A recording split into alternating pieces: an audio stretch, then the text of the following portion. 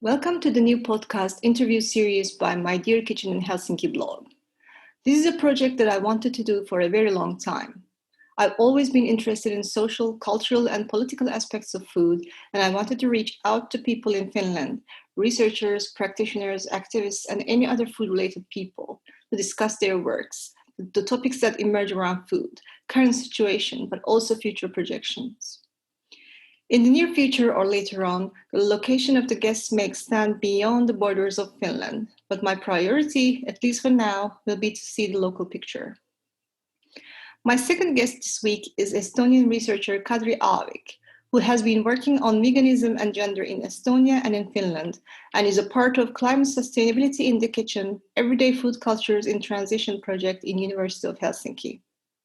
She's also a food blogger and has the oldest vegan blog in Estonia. I will put the links to her university page and blog in the description. I saw her presentation about veganism and gender 2 years ago, and since then I've been hoping to get a chance to have a discussion with her. Hope you like our discussion as much as I did. Okay, so welcome and thank you for accepting this interview. It's so nice to finally meet you. Because I've been following your work for a long time. So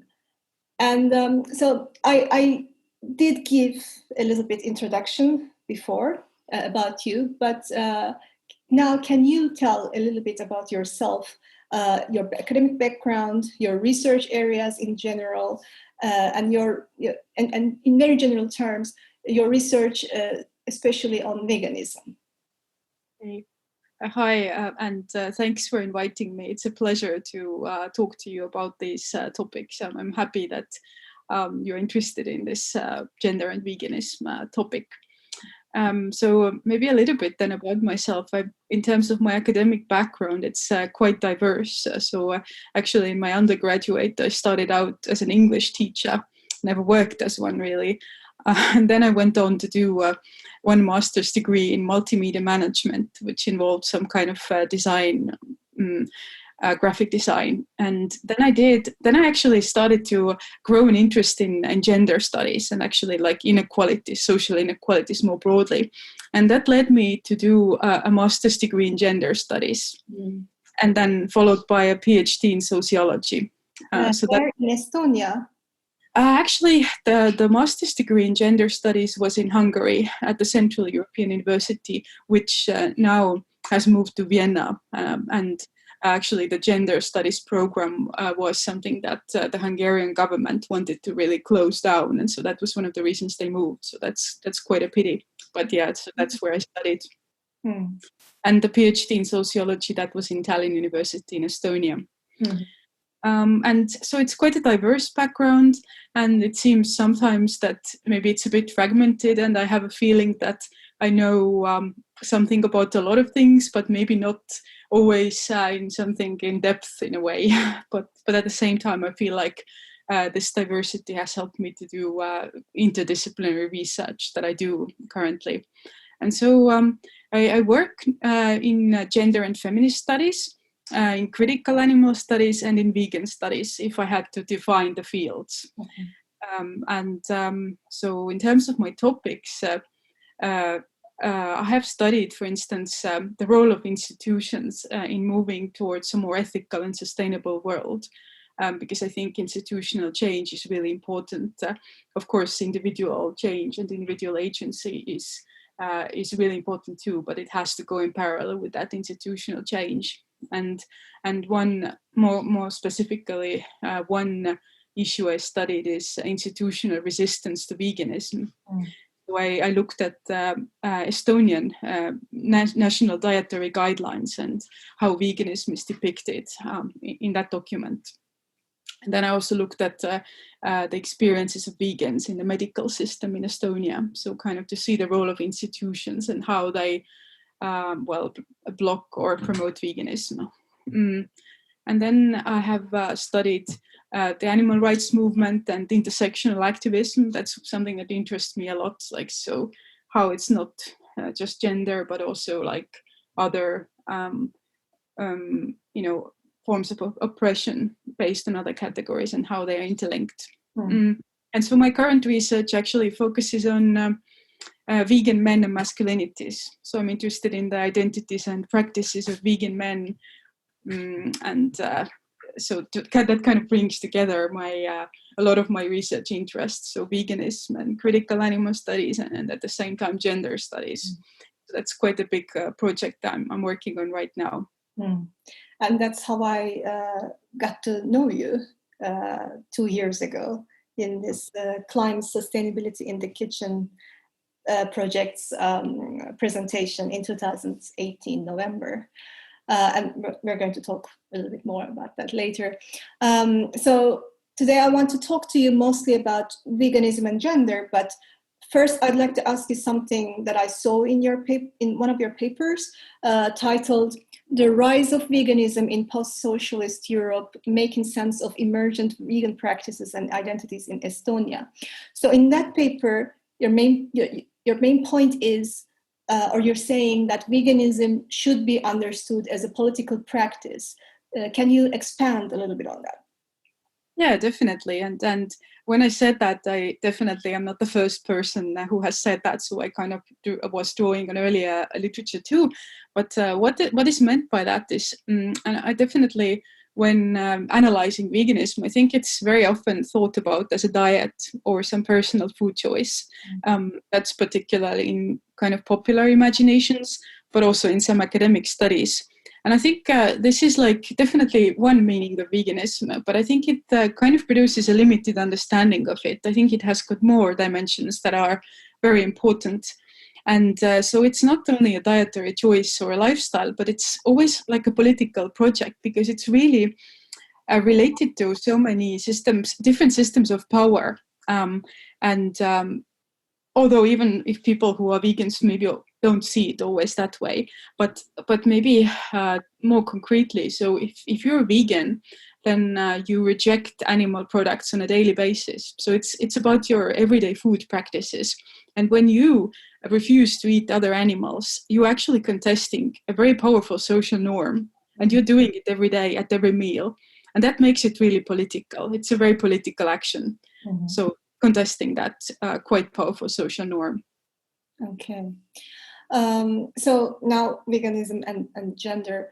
So when I saw your presentation, as I said 2 years ago, I had just read Carol Adams' The Sexual Politics of Meat, and my interest in food choices and gender was just starting at the time. So that's why I was fascinated to find this presentation. So can you tell us about that research very briefly to begin with, this veganism and gender research? Yeah, so this research I do at the University of Helsinki currently, where I'm working as a postdoctoral researcher in this project, Climate Sustainability in the Kitchen. And which focuses on sustainable food transition. And so I'm studying vegan men, their everyday practices, their identities, pretty much their veganism. And this research is qualitative, and it's based on over 60 interviews. So I had interviews with vegan men who are based in Estonia and Finland.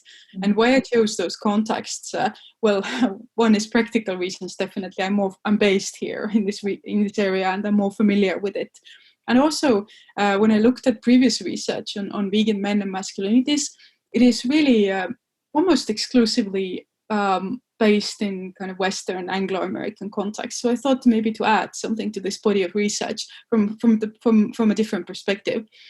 And so in this research, I'm actually interested in a number of aspects. And in terms of outcomes, there will be research articles, but eventually hoping to write a book as well, as quite an ambitious plan. But so the aspects I'm interested in is actually how they transition to veganism. Like, what was that path like? What motivated them? What were some difficulties?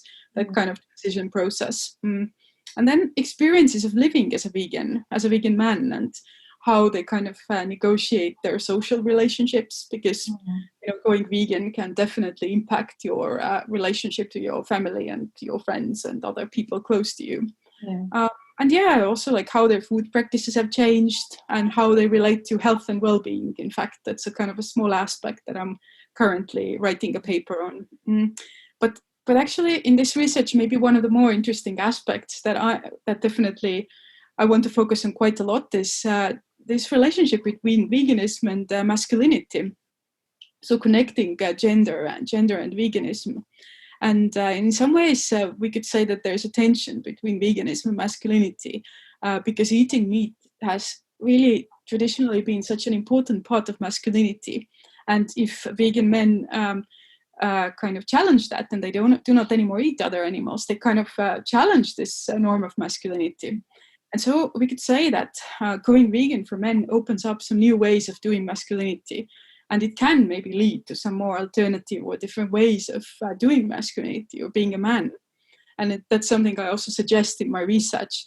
But at the same time, I have to be, and I am really careful to notice ways in which they also remain quite privileged. So those men, for instance, that I interviewed, they are white. They are most of them are middle class. Educated. They are based in the capital cities usually or something, so they're quite a privileged group as well. But yeah, so I'm still working on this research, but I think it's quite interesting. And something that I'm arguing is that through this practice of veganism, these men open up possibilities for developing more care towards non-human and human others, as well as themselves and the environment. So I think there's definitely positive potential here. Yeah. Okay, so a bit about your findings. So in Estonia, and also you said that you are interviewing also in Finland, the vegan men. So do you think that in these societies, these two countries, meat is still very much associated with masculine identity, or are we really seeing some kind of changes? Like what do you see in general from your findings? Yeah. Well, definitely, I could say that meat is associated with masculine identity pretty much everywhere still. Like it's really quite dominant, and not just in Estonia, definitely, but definitely in some places, in some geographical contexts, these associations are stronger, and maybe it's more difficult for men to contest it because the consequences may be more serious if they do. So I would say, if I had to compare Estonia and Finland, that perhaps these associations are stronger in Estonia due to the different history of the countries. For instance, the socialist past that Estonia has had, and actually, like really the possibility of going vegan really happened much later in Estonia in terms of, well, practically in terms of availability of vegan products, but more even like the cultural acceptability of it, like it just wasn't really available, that identity. So and in terms of gender and gender equality, Finland definitely has higher levels of gender equality and more egalitarian gender norms. So maybe that means that some more alternative or more flexible ways of doing masculinity are acceptable. So that also makes veganism for men more acceptable as a practice and identity. But actually, when I analyzed the research material, the interviews, I found that neither in Estonia or in Finland, the men actually, they didn't feel that their masculinity somehow gets challenged by their veganism, really. And also they haven't experienced any major negative attitudes towards them as vegan men. There were some minor incidents, some which they didn't associate even with gender, but generally, they didn't really feel that was a problem. Okay, so can we say that they don't have, or they don't feel oppression on themselves within their communities, coming from their non-vegan male friends, especially, for example? That's something really that I cannot say based on my study my findings that they felt that. And maybe even I would contest a little bit that word oppression, because I really I can't say that, you know, vegan men are or could be somehow oppressed, at least the men who participated in my study, because, you know, they are a very privileged group in terms of gender and race and class. And I think that these privileges together, they kind of make up a lot of the discomfort that they may face as vegans in some situations. And yes, you're right that they did talk about some situations that they had some difficulty relating to others because of their veganism. And some of this involved kind of interactions with the non-vegan male friends, you know, maybe some situations of grilling in the midsummer night, which is really an important occasion in Estonia and Finland both. But generally, they and also they managed these situations quite well. So they kind of negotiated their way through this. Okay. Well, that's quite good to hear, even though, yes, oppression was maybe a bit too strong word, but you understood what I meant. So, yeah. So, well, based on your findings or just general ideas, is there a difference in motivation between different genders of becoming a vegan? Is there a difference in the extent of being a vegan? What I mean is, are they becoming vegan only as a dietary food choice, or adopting a complete vegan lifestyle with also the products they use? So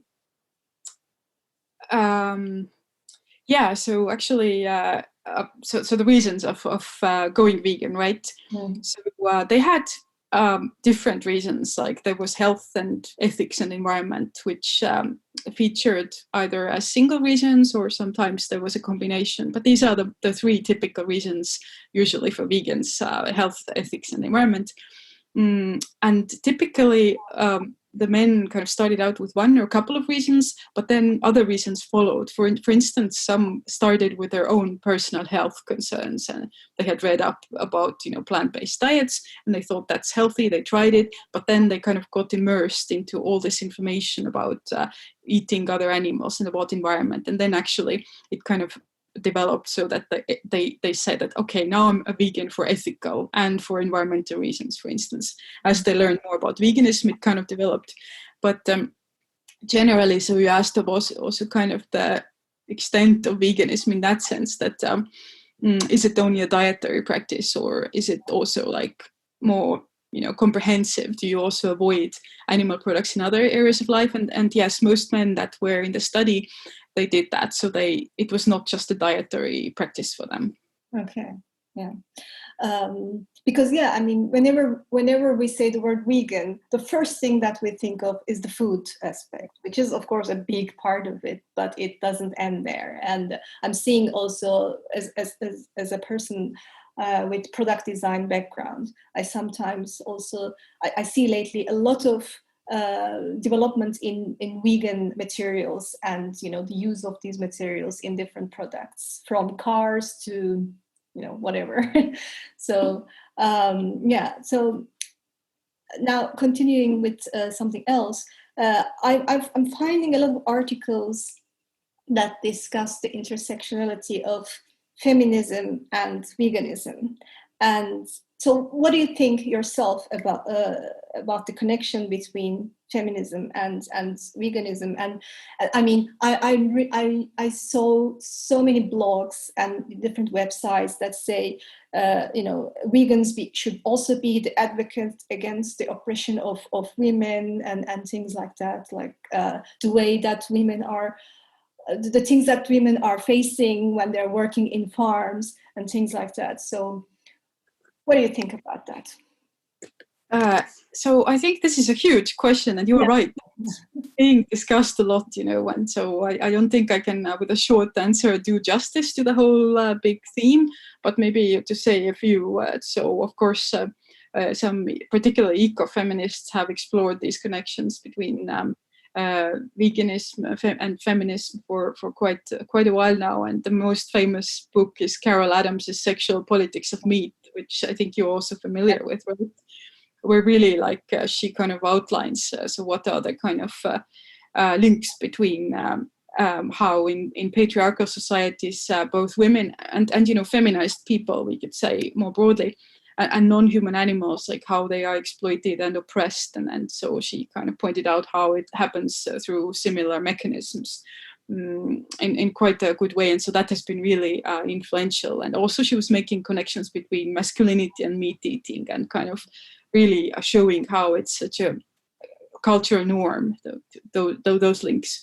And so, yeah, the conclusion from this is that feminism must take the treatment of non-human animals seriously, and really, essentially, that would mean that feminists should be vegan. And this, I think, it's still quite a provocative argument to many. Although, definitely, what I see in the contemporary feminist movement, that of course, all kinds of intersections now, are in the human societies, are being taken very seriously, and there's also like a definite sort of much more acceptance of also considering other animals, non-human animals. So I see that as a positive kind of development, certainly in the feminist circles in Estonia and Finland that I'm more familiar with. And also, of course, now the approaches have become more intersectional. So not only about men versus women, but all these other categories such as race have come in here. But definitely when I think sort of back to this, for a long time, I identified as a vegan and as a feminist, but I didn't bring those together. And that was definitely before also reading Carol Adams's book. And I kind of didn't see or didn't think it's possible to link those things. I saw them as quite separate. But if you ask me today, I'm quite certainly saying that I'm a vegan feminist and kind of an animal rights feminist. So I definitely link those two in my own values and practices. Okay. Yeah, continuing with that, what you said about different intersectionalities, right, like race and all. Again, there's also a lot of discussion about how white veganism is, for example, as understood and practiced in many Western countries. And for example, in the US, for example, there are many vegans of color building special communities and activities related to these communities because they think that they're excluded from the discussion. So, what is your view in general about the race and this part of the discussion? And also related to that, do you see, or how do you see veganism as a tool for community building? Oh yeah, that's another huge and really important question to raise, and we could talk a lot about that. And I would say, as a white person, white feminist, I'm not maybe the right person to and I'm not such an expert in that, but I definitely very much think it's a very important field of research, and I have tried to incorporate it in my work as well. And so there's great work by some vegan feminists of color, for instance, from the US context, who have really discussed those links between race and our food practices and veganism. And really they have pointed out that the whiteness of the vegan movement, particularly, let's say, in the US, but in many other Western countries. And it's sort of got, as I understand, two aspects. So one is in terms of numbers. So simply you have got more white people than people of color in the movement. And that has to do with class as well, because usually, people of color also, many of them tend to be not middle class or kind of, in terms of their class position, they are disadvantaged. But then I think even more deep and really important aspect is that other aspect of the kind of exclusion of people of color is in terms of how veganism is conceptualized in mainstream understandings of it, how race is not really considered a relevant category by most white people in relation to veganism. So in the eyes of many white vegans, it should be just about the animals, as those theorists of color have pointed out. And so that really shows how for these white people who are very privileged, that race, in their own lives doesn't matter, and then they kind of don't see how it matters and is important to people of color. So these exclusions are really important, and they really impact the vegan movement in quite profound ways. And so, vegans of color have really shown how even the category of human is really structured through race. So like the normative human being is white, and people of color have been historically, and they still are being animalized in many ways. And so I think like from white people or for the vegan movement to dismiss those so those insights, I think it's such an omission, and it's really like creates a movement that is excluding a lot of people. And so in order to, like, as you talked about community building, if veganism can be used as community building, you can't just say like it's only about animals and not to consider race or class. You have to be intersectional. Otherwise, you kind of build a movement of just certain people who are very privileged, and many get excluded. And I think also, like, maybe to take this discussion a little bit to our context as well, maybe you can't always like just take certain insights from Anglo-American context and apply it here. But I think you have to consider, let's say in Estonia and Finland, like what are some relevant categories based on which people are excluded. And for instance, when I think of Estonia, ethnicity is such an important category in the society. We have got a large Russian-speaking community. And when I look at the vegan movement, it's really almost exclusively consisting of ethnic Estonians. So there's a major exclusion happening, really. And if we want to do this community building, like we have to be attentive to intersectionality and have to consider like what are some barriers, why there are people and groups of people who can't join the movement, what can we do to include them. So I think it's super important. Yeah. So we mentioned a little bit about this climate sustainability in the kitchen project. Can you tell a little bit about what it is, just so that people also would like to follow? And I'm going to give the link also to that in the description later on. Yeah, certainly. So, and it can be easily found when you Google Climate Kitchen, University of Helsinki, for instance, too. So this is a project that started in 2018, and it's funded by the Kone Foundation in Finland. And it's carried out in the Gender Studies unit at the University of Helsinki. And we are a small team of researchers there.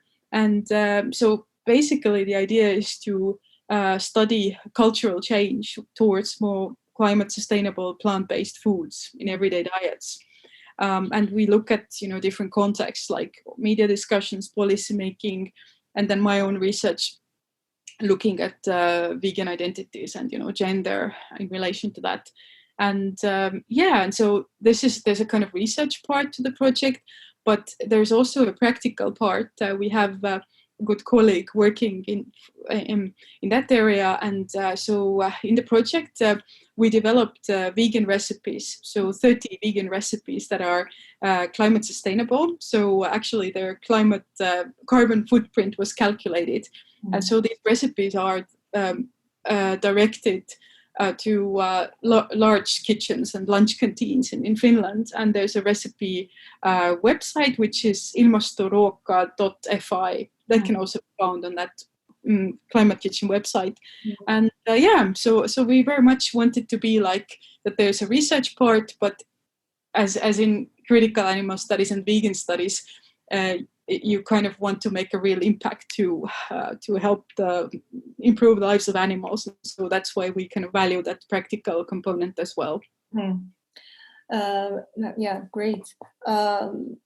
So, okay, finally, personal part. When did you become vegan? How long has it been? Yeah, so I became vegan in 2005, so it's been quite a while. And perhaps shortly became vegetarian 7 years before that, in 1998, after I graduated from high school. And that was really, I had no knowledge of the ethics of meat production or anything, or or environmental aspects. I didn't have any such information, but I had an experience of being exposed to meat products that had gone bad and that produced an experience of disgust. But then in 2005, I was more conscious of the ethical aspects of veganism, and I was quite consciously taking that decision. But even then, that's then 15 years ago, I think it was quite a brave and radical thing to do in Estonia, because veganism was unheard of. Nobody knew what it is, and I didn't have any vegan friends, and there were very few vegan food options. So that's kind of my experience. But of course, now there's an explosion of vegan products, but more importantly, there's more awareness of it in the society, and I have got a lot of vegan friends. And like vegan products also is precisely very curious about your view on this. Vegan food products that have associated names that are like vegan sausage, vegan burger, vegan cheese. What is your view on these kind of products? Do you consume them yourself a lot, or do you do your own? It's also easy to make your own vegan cheese, even vegan sausage. I think it's easy to make, though I never made myself. What's your view on these? Yeah, actually, I find it quite fascinating how it is a problem for a lot of omnivores that vegans eat some products that look like meat, or maybe have these names that resemble meat products. And it actually seems to be pointed out as evidence that vegans actually miss meat and want to eat meat. But definitely, I think one reason we have those products is that also to diversify the vegan diet. And for some people who actually go vegan, maybe they are used to those textures and tastes, and so it's a good way to transition. And I personally, I'm not so much looking for those products. I mean, I sometimes consume them, but I'm not like always needing to have them or anything, or specifically looking for them. And I find, for instance, these what are they called, the Beyond Meat burgers, I think they're too meaty in a way. Like I'm not looking for that such a meaty taste. But I do think it's quite interesting how now recently some it's banned to call some plant-based products milk or cheese, and I think it's an interesting it's sort of an attempt by this industry to kind of have an ownership of these names and kind of to protect the industry, which maybe shows that they are in some kind of vulnerable position, or, because the plant-based products and veganism is spreading. I mean, about these kind of products also helping with transition is a one aspect that I'm hearing a lot about, the existence of these products. But also for me, I recently, like a month ago or so, with friends, we were doing grilling, and I tasted this Beyond Burger, I think its name was.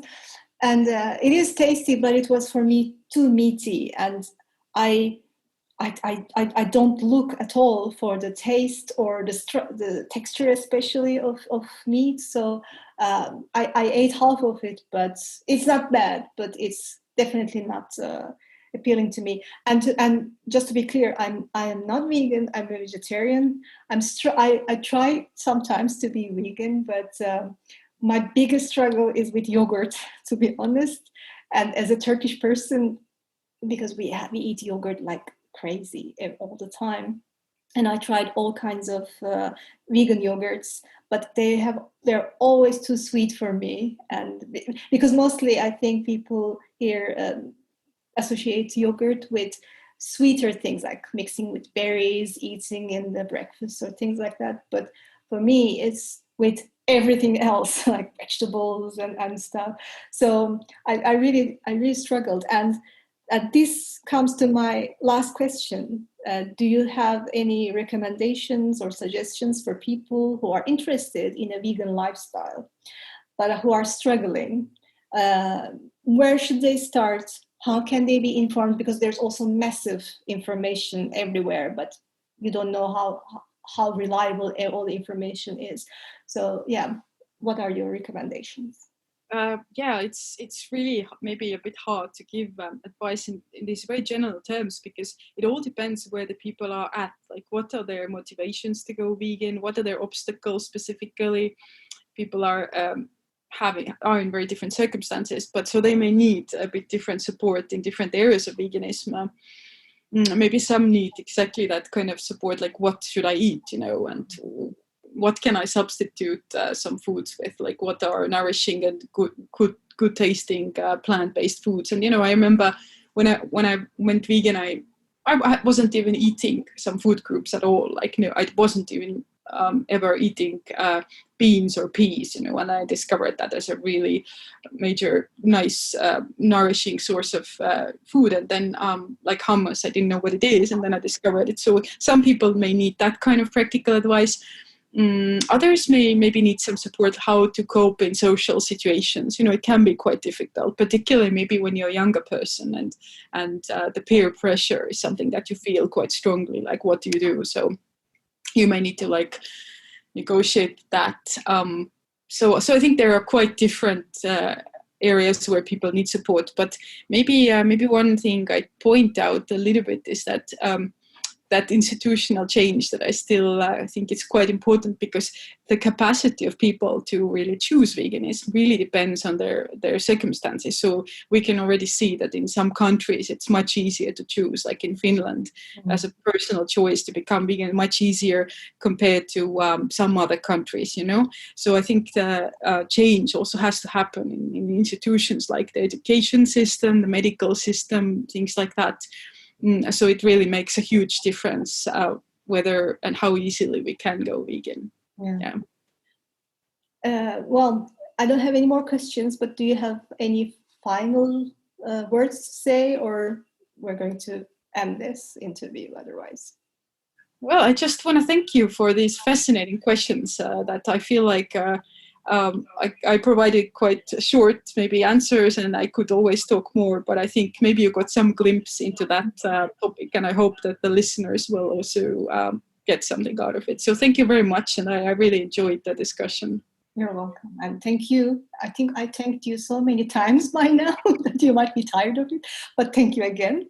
And I'm definitely going to continue following your work, and good luck for the future projects and research. Okay, thank you.